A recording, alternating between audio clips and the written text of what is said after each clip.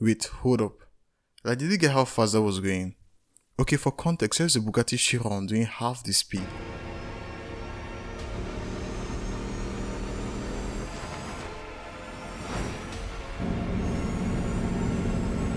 And mind you, the Bugatti speed is just a little shy of what commercial passenger jets are able to accomplish this day.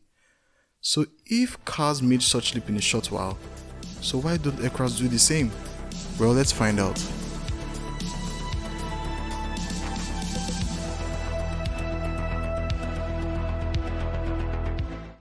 Well, just a side note, this video will kind of dwell on commercial aircraft and special purpose aircraft. By special purpose I mean space shuttles or military aircraft. Because you and I know that like those travel really quick, so they are kind of out of the scope of this video. I'm just getting it out there for clarity's sake.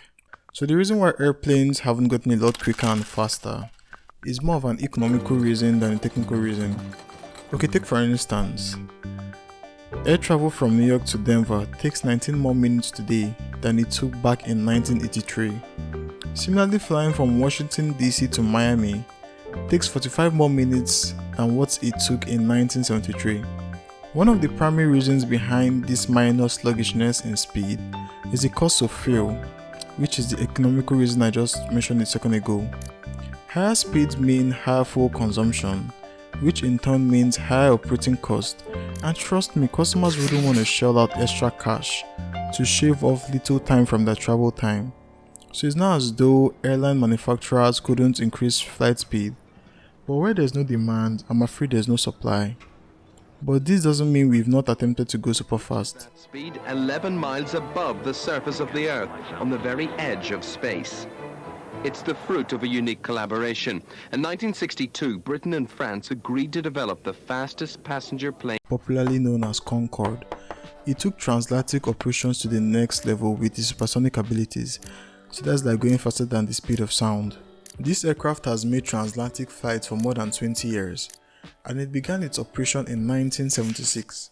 But its commercial service didn't last long, and it stopped its business in 2003 due to the high cost of operation and other factors I'll talk about later in the video. This day, regular commercial flights from London to New York can take about 7 hours. A Concorde jet can do that in half that time. The speed at which the Concorde was able to travel remains faster than your average commercial jet, topping out at around 1,300 miles per hour or roughly 2,000 kilometers per hour. To me, the speed is just wild, considering commercial planes today typically travel between 400 km per hour to 700 km per hour. So you may be wondering why the supersonic revolution couldn't take off from there. Pun intended. Alright, traveling supersonic creates sound booms. These sound booms are created by a series of pressure waves, which emit energy in form of sound as the aircraft moves rapidly through the air. Here, listen to this.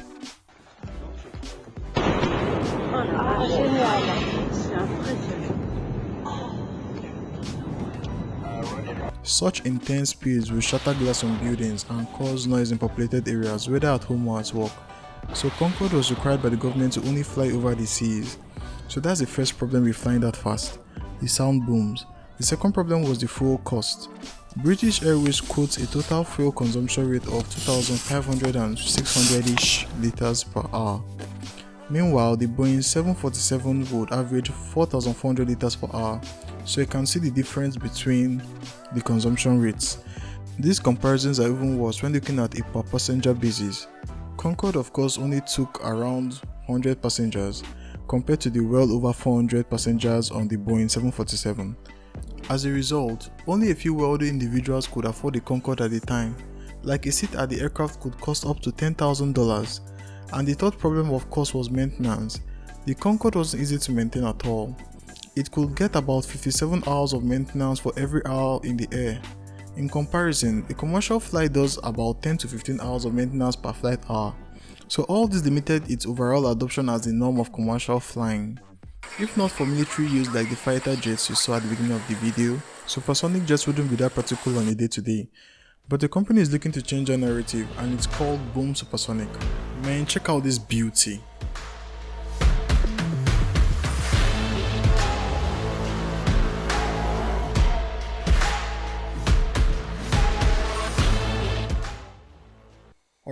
Alright. I know that's an eye candy, but we have a lot to talk about. Boom is a company located at Denver, Colorado in the US that wants to revive supersonic travel with the help of its jet called Overture. Unlike Spike Aerospace, another company such as Boom that wasn't able to meet its aircraft production deadlines, and Aerion Supersonic that closed down for severely underestimating the actual production cost of its airlines, Boom seems to be promising. It has gotten partnerships with the US Air Force and United Airlines, a well-known major player in the aviation industry as we all know. Boom also received deposits from American Airlines for 20 supersonic jets with the option to buy 20 more. It aims to start the production of these aircraft by 2025 and go into commercial service by 2029. It hopes to address the sonic boom problem, not eradicating it entirely, but reducing it in accordance with government regulations. It also hopes to use lighter carbon fiber composite materials that are lightweight for air travel and can withstand the insane temperatures the aircraft would reach at that speed. And by speed I mean speeds approaching twice the speed of sound. The company intends doing all this while being carbon neutral, like you can imagine how efficient they want to do it. So if you ask me, it's a whole lot to achieve, and if done right, air travel wouldn't be the same anymore.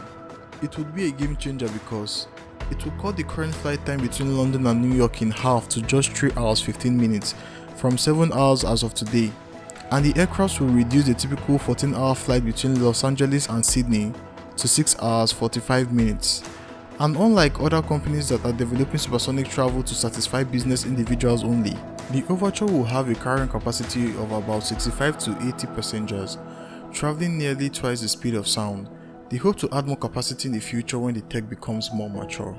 Up until now, I've been calling states that reside in different countries of the world, like LA to Sydney, London to New York. I've been calling their flight times. But imagine here in Nigeria, going from Lagos to Abuja, a flight that takes around 1 hour 15 minutes. Imagine it taking 25 minutes.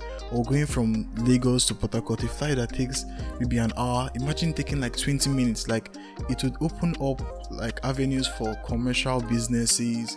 Like, if your wife cooks, if you're someone that's married and your wife cooks, you could actually get home before the food had been done. So it's crazy, and as a tech enthusiast you should know that like as the tech increases and gets mature, it receives adoption and it gets cheaper. So a guy can just hope to dream about this, because like I feel like one day we'll get to that point whereby we wouldn't like have to, if like for example flights were a little bit long, like an hour, it will reduce to 20 minutes and sometimes even reduce to 10 minutes as the case may be. So that like things like this are what get me like excited about the future of technology as it develops and it matures. Alright, that's the end of the video. Thank you for watching. I'm your host again, Golden. Cheers.